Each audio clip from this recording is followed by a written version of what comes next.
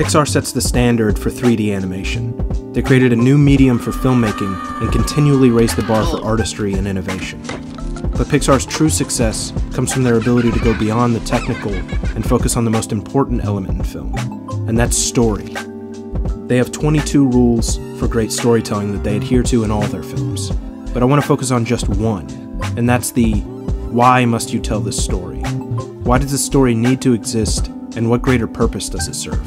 Whether it's to teach the virtues of cooperation over pridefulness, coming to terms with the death of a loved one, or pursuing your passion despite your background, all themes and ideas central to socio-emotional development. These aren't superficial love stories or fairy tales. They focus on family and respect, friendship and compassion, things kids should be learning about in their most impressionable years.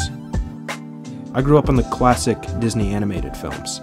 I loved those movies as a child, and I still do to this day. But even at a young age, I was curious why so many of them focused on love stories, or stories about a young girl giving up everything for a guy that they barely know. In The Little Mermaid, Ariel leaves her kingdom, her family, and gives up her own voice to be with some dude she saw through the water. And there's nothing wrong with stories about an ill-treated girl being swept away by a prince, but they aren't really applicable to younger kids. And it makes sense considering all these stories are adaptations of 100-year-old novels. There's a tendency in animation to oversimplify a message and boil down the central conflict into one megalomaniacal villain, with no real subtlety or context for being evil. Disney films are notorious for making their antagonists fairly paper-thin. Scar has no motivation other than wanting to rule, Gaston is little more than a thug, and even Frozen, which is a great story about sisterhood and independence, has a cliché mustache-twirling villain revealed toward the third act. This isn't by any means bad storytelling. These are all fantastic films, but these characters have so much more potential. In The Incredibles, Syndrome may be evil, but you see that character's arc. I only wanted to help, and what did you say to me? Fly home, buddy. I work alone. He's layered and you understand his motivation very clearly. And ultimately, it makes him more sympathetic. Even Sid, who arguably isn't even a villain. He's a curious kid who likes to experiment with his toys. Sure, he's a punk, but we all were when we were that age. The real antagonist of Toy Story is Woody. His selfishness and fear of being replaced sets the conflict in motion, and he's challenged with accepting change as a natural part of life. And from an emotional perspective, that's much more relatable than facing your nemesis.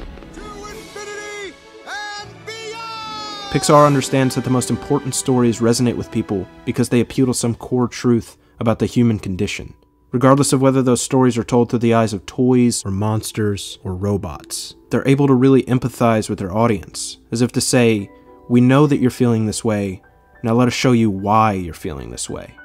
And they do it in a manner that doesn't feel preachy or condescending. They strive to teach emotional understanding.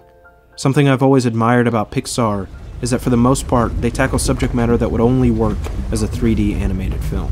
You can't adapt Toy Story into any other medium, it just doesn't work the same. You couldn't do Cars in live action or Inside Out as a play. Cinderella's been a novel, a film, a cartoon, a play, and a TV series. With Pixar, you're not going to get these stories anywhere else. Look at Finding Nemo.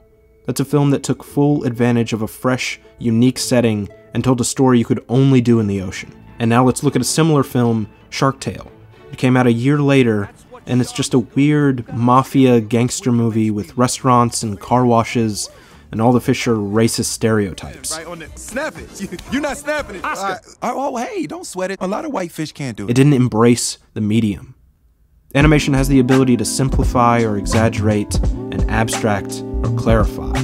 It's the perfect vehicle for storytelling and character development. It has the capacity to explore truly meaningful subject matter, and it should be more than bright colors and catchy songs.